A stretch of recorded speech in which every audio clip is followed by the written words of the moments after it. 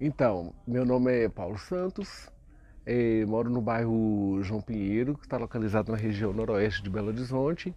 Sou capitão de reinado da Guarda de Moçambique, do bairro Alto dos Pinheiros, e sou um dos coordenadores do grupo Parafolclórico Aruanda. Me chamo Ana Beatriz Duarte Almada, sou de Santa Luzia, da região metropolitana de Belo Horizonte. Sou formada em Geografia, porém nunca atuei diretamente na área, mas estou há uns 12 anos trabalhando como auxiliar de biblioteca na rede municipal de Belo Horizonte. E nesse tempo, a geografia e todas as outras vivências contribuem muito para o meu trabalho lá junto com os estudantes, né? Assim, quando eu seleciono projetos, seleciono livros, da forma como eu abordo a literatura com eles, tem uma influência muito grande da geografia na hora de pensar, na hora de conduzir, na construção de uma leitura de mundo, né, através dos livros. E também o meu interesse, meu encantamento pela cultura popular também acabam influenciando o meu trabalho junto deles. Meu nome é João Pedro, eu sou professor de língua portuguesa e literatura, sou também editor de texto da Mosaico Editorial e sou dançarino do grupo folclórico Aruanda. E minha relação com Aruanda é até engraçada, assim, eu não sei datar quando eu tive o primeiro contato, assim, quando eu vi a primeira vez o Aruanda se apresentando. Eu sei que eu era muito pequena, isso eu sei. E acho que a memória se mistura um pouco também, talvez com outras apresentações de outros grupos, mas eu me lembro sim do Aruanda. E o encantamento desde então, e eu sabia das possibilidades, né, de participar e tudo mais, mas por uma série de motivos eu não corri atrás disso, assim. Fui deixando passar esse desejo, essa vontade, mas sempre encantada. Eis que um momento, assim, através também de uma oficina de danças paraenses, né, que oferecida aqui no Espaço do Aruanda, a Marina, na ocasião, me falou de uma oportunidade, assim, de audição que ia ter, né, para entrar para o corpo de baile do Aruanda. Então, eu acabei tomando coragem, ainda que muito tardiamente daquele sonho lá atrás, mas fiz e, enfim, entrei, passei um tempo, né, um período curto, mas, sim, valeu a pena demais ter me arriscado, assim, para alcançar esse desejo lá de trás, lá da infância, realizar parte de todo esse encantamento, entender como é que se dá esse grupo, né? Foi muito satisfatório, eu carrego com carinho até hoje essa passagem. Eu definiria oralidade como um ensinamento através da fala. Ela não tem uma estrutura eh, educacional, né, de acadêmico, que você tem que seguir regras, conceitos para você fazer acontecer a partir daquela crença que você acredita, daquela manifestação que você acredita. E aí eu acredito muito nessa, quando a gente fala oralidade, ensinamento através da fala, porque às vezes vem de mestres, né, que não são professores de escola, de academia, mas que tem esse ensinamento que é passado de geração a geração. Então eu definiria assim, oralidade como um ensinamento através da fala e vivências, né? A oralidade, eu penso ela como um canal de transmissão, né? Essa transmissão seja de saberes, de fazeres, de conhecimentos, de práticas, né? E junto desse canal de transmissão, assim, eu penso até que não se limitando apenas o exercício da fala, né? Não é só a fala, mas acho que carrega junto consigo gestos, um ritmo da fala, uma pausa, sabe? Isso tudo também eu acho que está junto da oralidade em si, né? O conceito de oralidade é muito curioso porque quando nós mencionamos a palavra oralidade, nos vem muito a contação de história, a verbalização, certo? Só que a oralidade ela vai um pouco além da verbalização.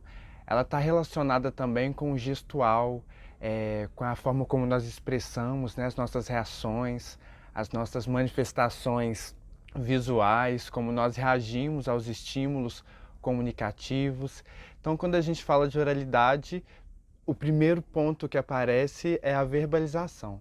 Só que ela é um pouco mais que isso, né? Ela é um pouco mais ampla. Ela é também a verbalização, mas ela é também essas expressões que o nosso corpo realiza, que o nosso rosto também expressa, e ela se relaciona, logicamente, com os contextos socioculturais nos quais nós estamos inseridos. Então, talvez a oralidade ela esteja relacionada com interação, né? A forma como nós interagimos com o mundo e como que nós reverberamos essa interação que nos acontece. O corpo gestual também conta muito para a oralidade. Então, eu acho que a gente pode também pensar a oralidade como forma e como conteúdo também, né? A forma como se transmite, para além do conteúdo que se transmite também. Acho que essas duas coisas a gente também pode pensar que atravessa a oralidade em si. Não tem como a gente desassociar oralidade e memória. Até porque quando a gente fala de oralidade, nós também estamos falando de aprendizagem, né?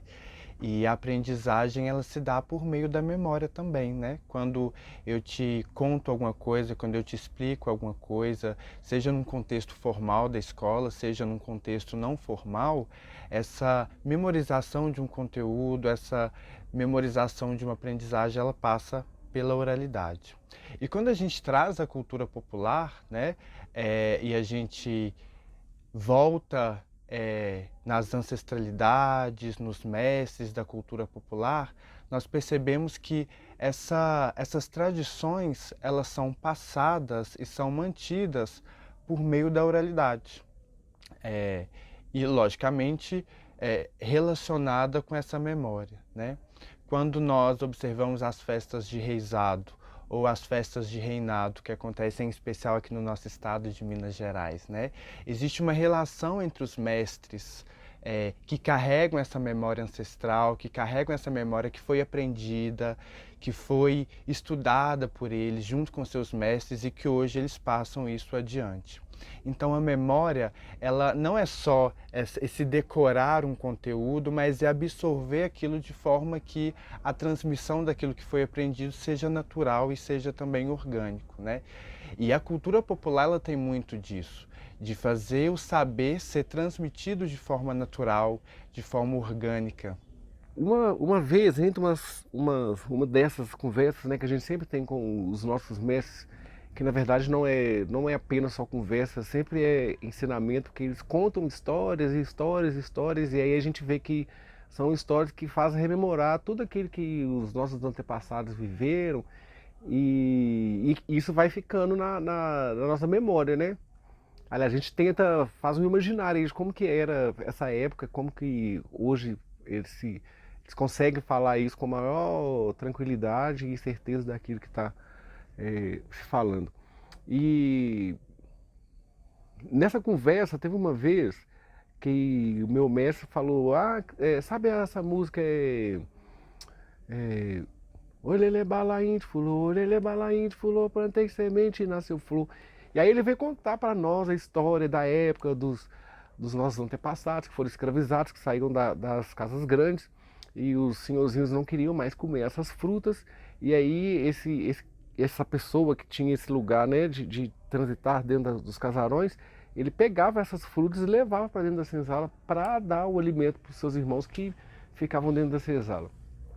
Até um dia que um chegou pro dono do engenho e falou assim, ele está roubando fruta para levar para os escravos. E aí, no dia que ele sai com essa cesta, aí eles falam assim, o que você está levando aí? Estou levando flor. Não, o que é isso aí? É flor, estou levando flor. E aí ele falou assim, deixa eu ver. Aí ele vira o balaio, que estava cheio de fruta, e quando ele vira esse balaio, essas frutas viram flores. Que é da onde vem a música o Lelê Balaim fulô, plantei semente e nasceu flor, que era divindade, né? Que era uma forma também de se proteger, uma vez que eles também acreditam nos cultos, né, de matriz africana, que eles também já vinham trazendo isso. Então essas junções ela traz essa memória, esse resgate também, né? Porque aí a gente vai cantar ou você vai rezar de uma outra forma, porque aí você já pensa assim, nossa, então eu tenho que plantar a semente mesmo para nascer flor. Bom, sim, partindo ainda dessa ideia assim, de pensar a oralidade como um canal de transmissão, eu acho que ela se torna fundamental para a construção de memória, né? E da cultura popular. Né? Pensar que, então, é uma transmissão de saberes, de fazeres, de práticas coletivas, né? E pensar que a cultura popular ela está muito embasada, né? Muito assentada nessa ideia da oralidade, né? Que é o meio pelo qual ela se perpetua, é o meio pelo qual vão se passando os ensinamentos, né? De tudo que é todas as práticas, todos os códigos, né? Que compõem a cultura popular, toda a pedagogia que está ali dentro da cultura popular também, ensinamentos, valores, isso é feito através da oralidade, né? A escrita também é importante para a cultura popular na forma de registro e preservação, mas a cultura popular ainda está muito assentada na oralidade mesmo, né? Embora nós tenhamos hoje muitos documentos, sejam esses documentos escritos, livros, alguns até no ambiente acadêmico, dissertações, teses, documentários, né, textos escritos que registram e que documentam a cultura popular. Embora tudo isso aconteça, e que é também muito importante, mas a cultura popular, ela acontece na sua essência por meio da oralidade e por meio da memória, né? Através dessa memória ancestral, dessa memória que se aprende, dessa memória que, por meio da oralidade, é transmitida a quem está chegando. Pensando que a palavra escrita, ela não dá conta de algumas subjetividades, né, que tem na oralidade. Né, algumas nuances, alguns detalhes que só a oralidade traz. Não se aprende, não se vivencia a cultura popular apenas através dos livros, né? São objetos importantes para o registro, mas são muito limitados, né? Eu acho que a vivência é através mesmo da oralidade, que é onde se repassa, né, os saberes e de onde se absorve também, né? Voltando no que eu tinha dito antes, desse tempo da oralidade, né, o tempo da fala, o ritmo, isso tudo os livros não nos transmitem, a gente não consegue pegar isso nos livros, né? Essas nuances, esses detalhes que só a oralidade pode trazer. Então eu assim, continuo pensando que a cultura popular está muito assentada ainda na oralidade, ainda que a escrita sirva como uma salvaguarda, como uma forma de registro, né? Que nos ajude na pesquisa, na preservação, mas ainda assim, sem oralidade não tem cultura popular. O Grupo Aruanda, embora ele seja um grupo que tem como um foco a preservação das manifestações populares, o mais próximo de como elas acontecem na tradição, claro, tendo um cuidado técnico e estético, né, porque essa manifestação depois ela é levada para o palco, é um grupo artístico, embora ele seja um grupo artístico, ele tenta se aproximar e eu acho que ele consegue se aproximar dessa característica tão singular da cultura popular, que é a transmissão do saber por meio dessa prática oral e por meio dessa convivência. Se a gente observar os ensaios, né, e como que as danças são ensinadas, desde a turma dos mais novos que chegam até no corpo de baile, quando a gente repassa alguma coreografia, sempre tem aquele momento de escuta e depois da execução, né? E se há alguma questão que a gente precisa resolver, essa questão também ela é resolvida a partir dessa memória oral, né? Dessa memória que reverbera no corpo que dança e que é externada também por meio da oralidade.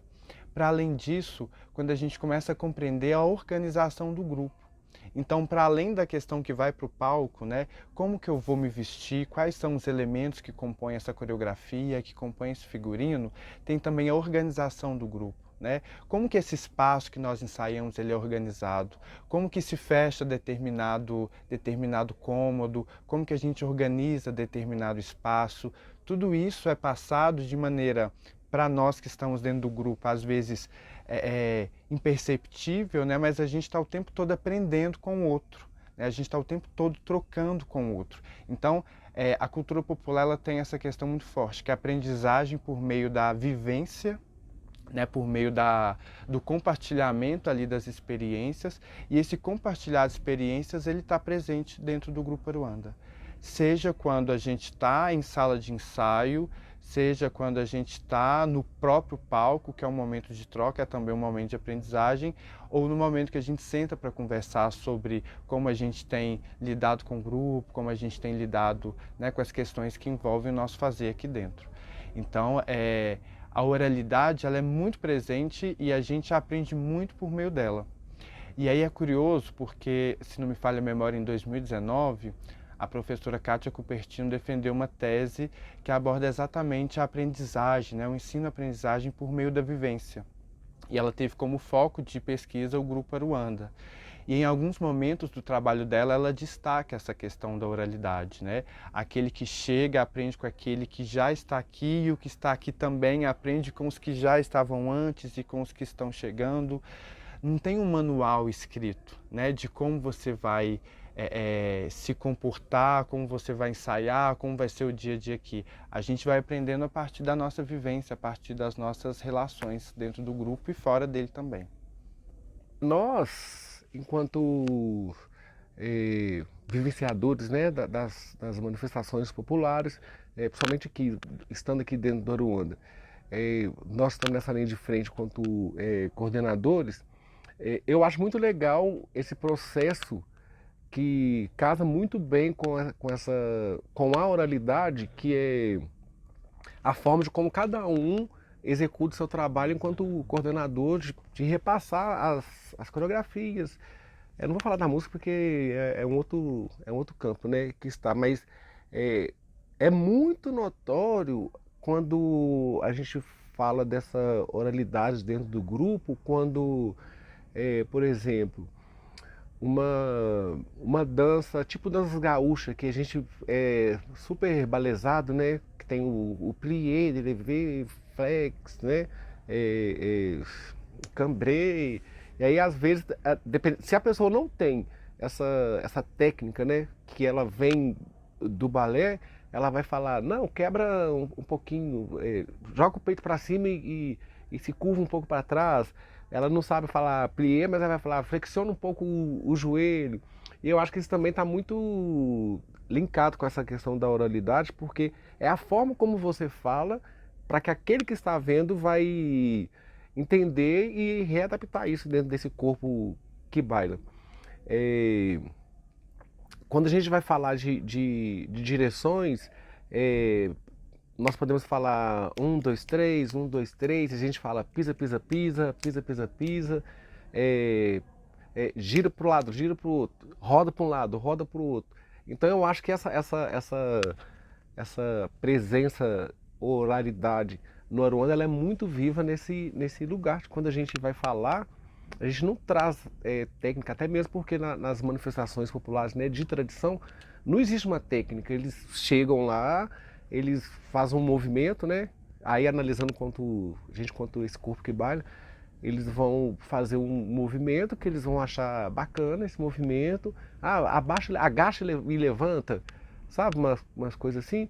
E aí dentro do grupo, a gente traz também, né, essa técnica que ela vem com essa fala balizada, né? Mas também a gente vem com essa oralidade que a gente quebra um pouquinho esse corpo engessado que tem que falar através de técnica para que a outra pessoa entenda também, reaplica isso dentro desse corpo que baila, e a gente traz uma fala mais suave que eu acho que todo mundo consegue entender, que eu acho que também linka com, não só no Aruanda, como a tradição, elas fazem essa coisa com muita naturalidade. Desse tempo, né, dessa minha passagem no Aruanda, fica muito para mim, há um esforço muito grande, né, de quem está passando os saberes para frente, há um esforço muito grande em não preocupar de estar ali passando uma coreografia ou apenas um desenho coreográfico, né? Não é uma coreografia apenas que está ali sendo passada, né? Há uma memória daqueles corpos que dançam, aonde as pessoas foram lá estudar e pesquisar, né? Aqueles corpos têm um registro do território que eles nasceram, que eles cresceram, que eles desenvolveram, né? eu acho não, eu percebia muito isso, esse desejo, né, esse esforço de também tentar repassar para a gente aqui um pouco disso, né? Não é um desenho, é um corpo qualquer para qualquer dança, né? Todas as danças exigem, cada dança exige um corpo diferente, uma postura diferente, né? Porque lá originalmente, né, aquelas pessoas também têm uma postura diferente para aquela dança, porque no corpo delas está um registro, uma memória daquele território. E eu me lembro muito assim dessa preocupação, né, de chamar a atenção para posturas diferenciadas para cada dança, para cada coreografia, né, as partilhas que tinham sempre, né, de quando alguém ia para algum lugar estudar, saber mais sobre uma dança, voltava e partilhava com a gente. E também eu acho que há um fomento do Aruanda para esses estudos mesmo e um apoio em outros lugares, por exemplo, né? O Bloco da Fofoca em si tem um apoio muito grande, né, do Aruanda. E é uma forma de estar aí, sim, preservando a oralidade, preservando a cultura popular de alguma maneira, né? Porque há um respeito com aquilo que foi ensinado, né? Então, há um respeito para passar para frente também. Quando eu decidi fazer letras, por exemplo, eu decidi fazer muito por conta da literatura. E tem um escritor mineiro que chama Bartolomeu Campos de Queiroz, que é o meu favorito. E a literatura dele sempre me pegou muito. E é uma literatura que ela parte muito de questões memorialísticas. E à medida que eu fui lendo Bartolomeu, eu fui entendendo que nós somos seres construídos de memória, né? E essas memórias elas vão sendo registradas nas mais diversas formas, né? Inclusive no nosso corpo, né? E muitas vezes também no texto literário.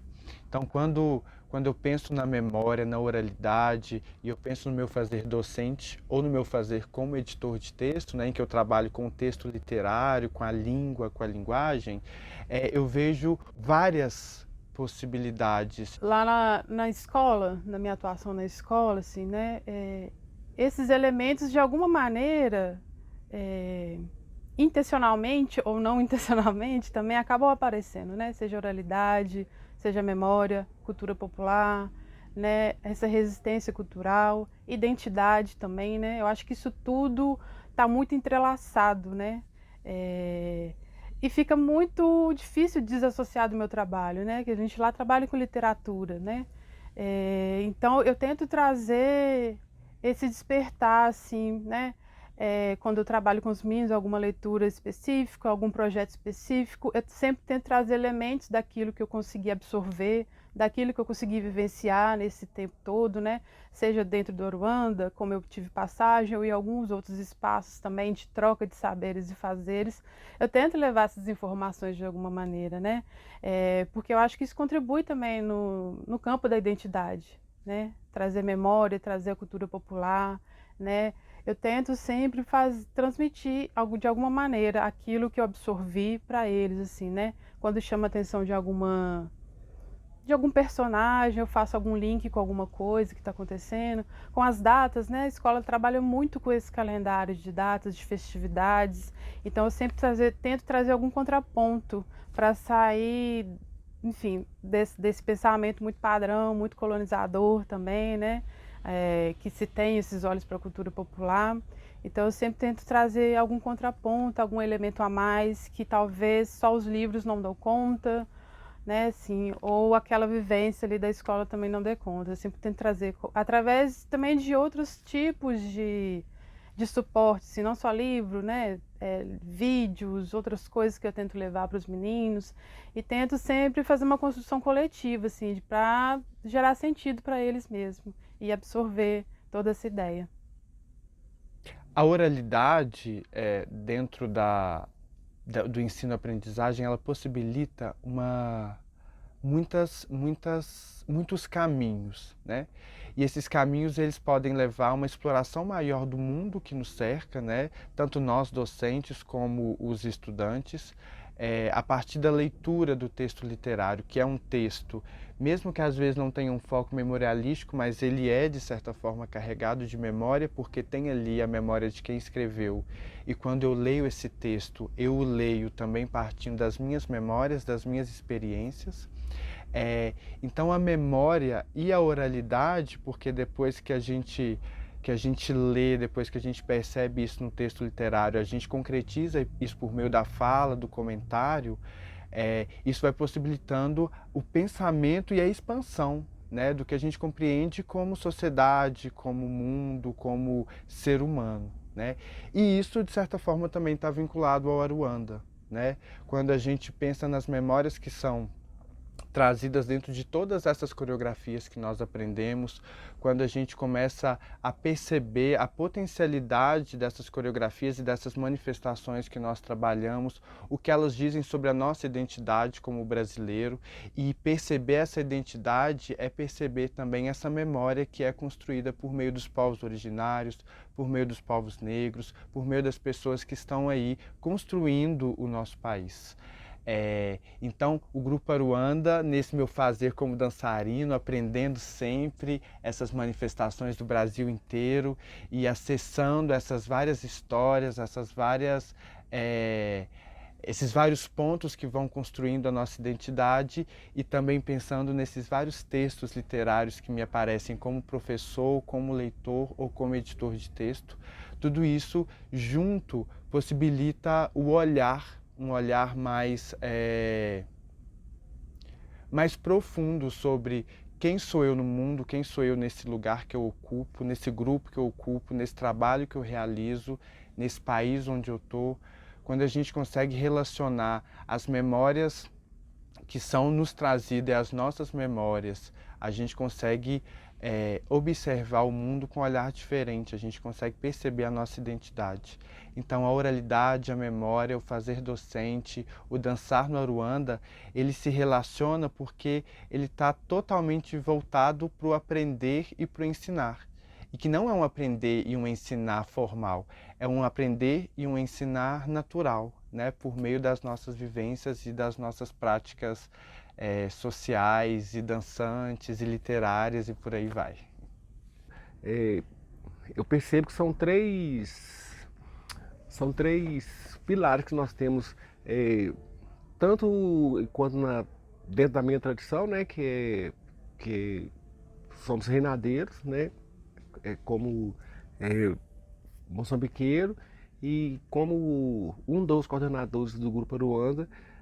Para mim é muito sensível quando a gente fala no intuitivo, no social e no geográfico. Porque dentro das tradições, o intuitivo ele tá porque a gente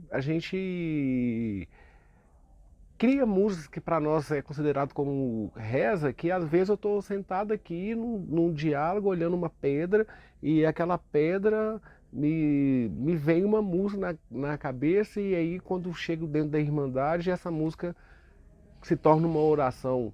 E aí todo mundo, como assim que veio essa música? Não me pergunte. Aí eu acho que já é os nossos ancestrais que traz essa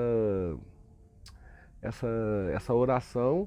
E aí a intuição, ela vem também quando você pensa, nossa, deixa eu pensar numa reza aqui, né? Falando enquanto reinadeiro, né? Que a gente pode falar cântico também. Deixa eu pensar numa reza aqui, e aí de repente essa reza vem, a intuição tá aí. Que é também dentro do Aruanda, o intuitivo é como eu vou trabalhar minha aula hoje.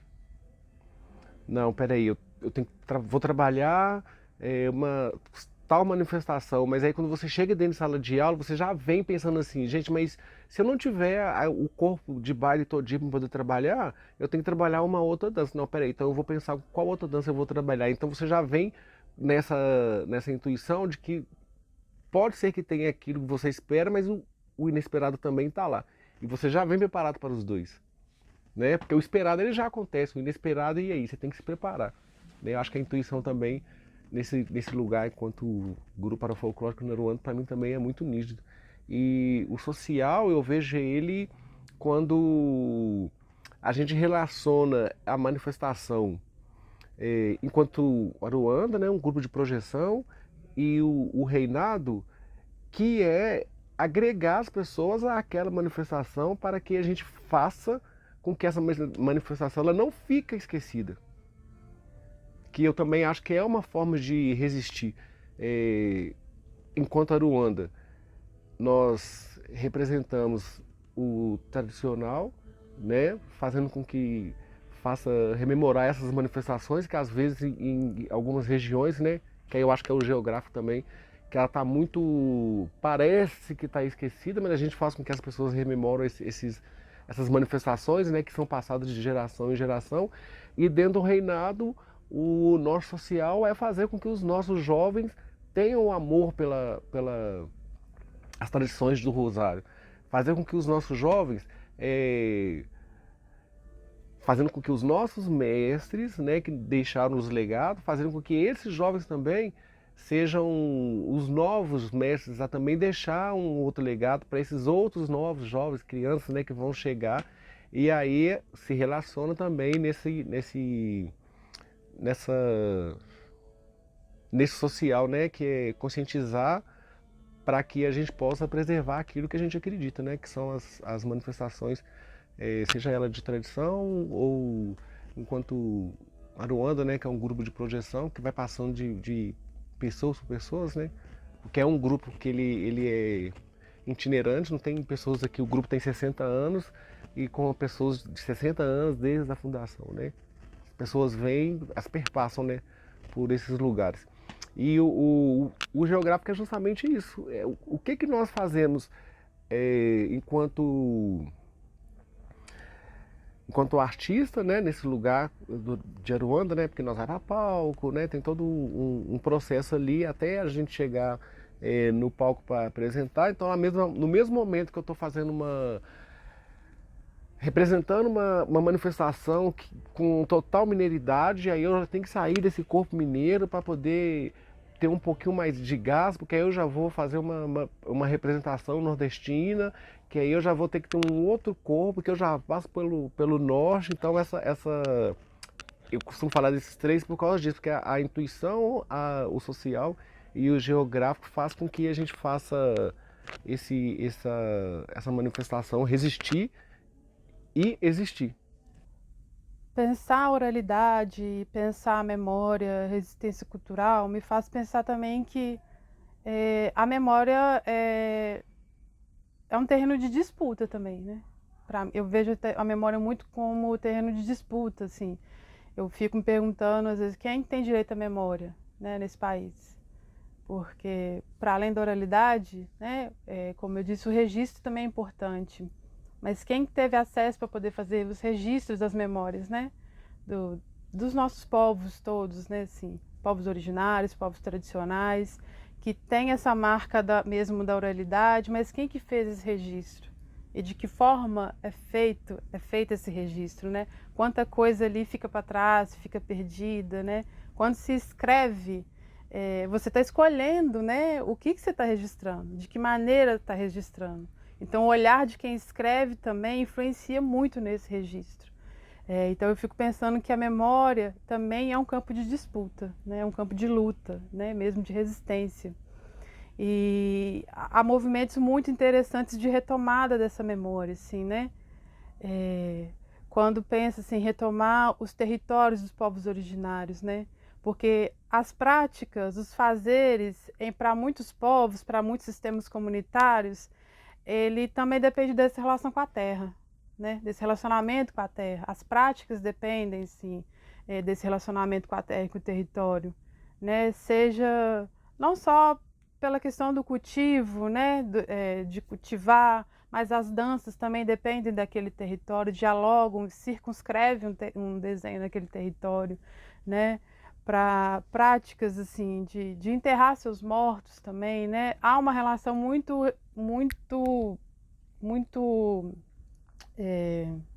estreita com o território. E então, quando esses povos têm seus territórios muito ameaçados também, seja por N motivos, né?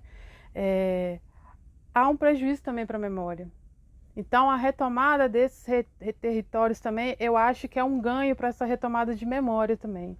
Por isso que eu também penso que a memória é um terreno de disputa.